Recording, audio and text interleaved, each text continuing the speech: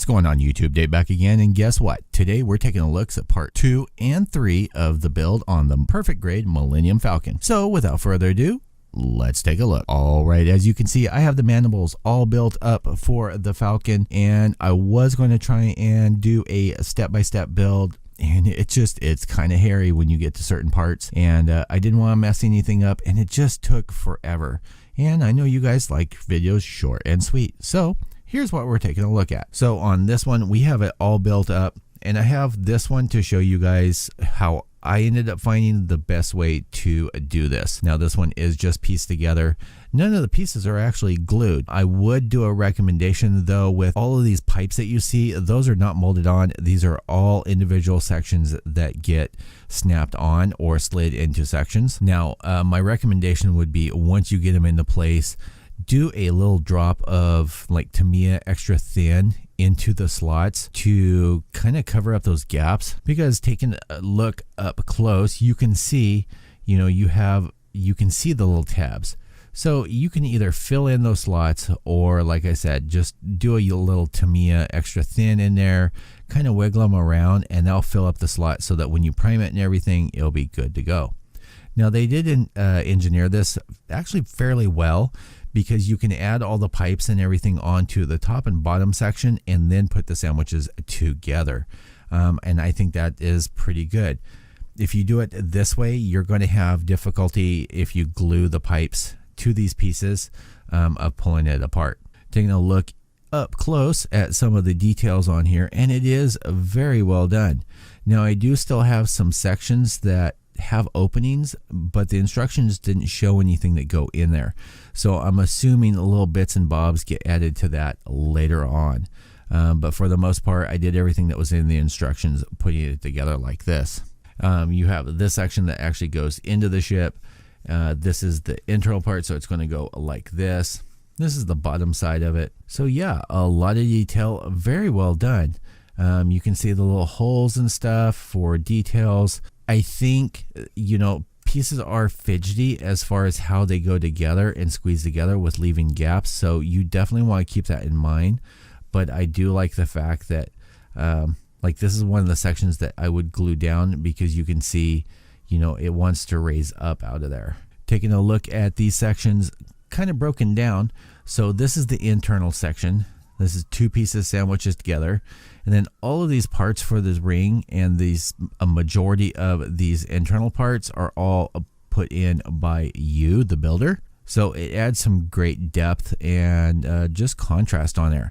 But I would recommend, probably so you can get the best detailing options of making this where it can come apart, so that you can fully prime this internal section and do some washes and weathering on there. Taking a look at your two halves, you have this half, which I've already put the piping on. I haven't glued it down, it's just sitting on there.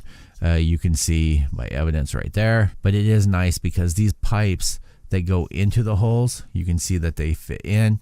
There's corresponding spots in here for them to go into, and they seem to line up fairly well. And you can see, all of the layers of detail that end up being put on here. I would follow the directions step by step, putting them in, and not just willy-nilly putting whatever pieces that you want on, because like there's this pipe that goes across here, and then this piece goes over it. If you put that on and glue it on, you're not going to be able to do that. Now I did have some reservation as far as, and here's another section here, like there's some of these that I would just end up gluing because they're going to become separated. I did have some concerns with as thin as these pipes are with bending and or breaking them, and I found one of the best ways to handle these is I have a little section right here, and you can see there's a little nubbish from trimming it. So I would suggest just taking something like your sanding file, bracing against your finger like so, and just lightly sanding on it. You can do the same thing with the back of an X-Acto blade, but I just find this way kind of gives me more control and less chance of taking off too much or nicking finger, anything like that. You just want to lightly sand it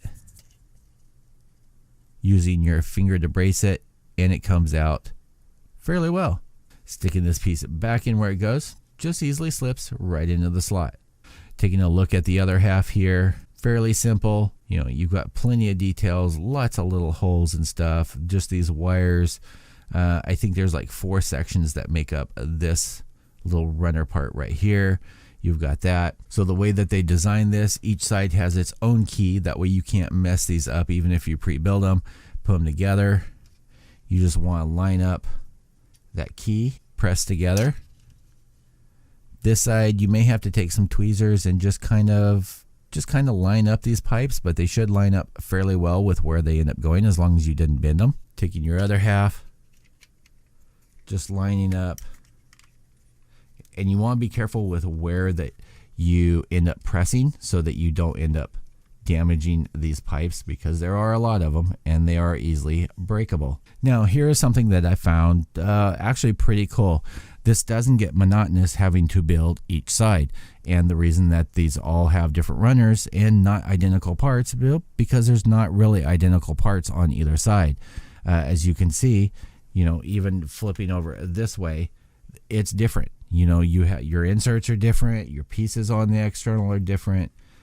So it gives it a great contrast, I think, and breaks up the monotony, unlike building, like, say, a Gundam model. You know, right leg and left leg are pretty much identical. You're just depending on the feet and a couple of parts that end up going on it. I want to thank you guys for all tuning in, and if you're seeing this before Thanksgiving, I want to wish everybody a great Thanksgiving. If after, hope everybody had a great Thanksgiving. I'm going to try and have a video up when I get back from Thanksgiving on a Friday.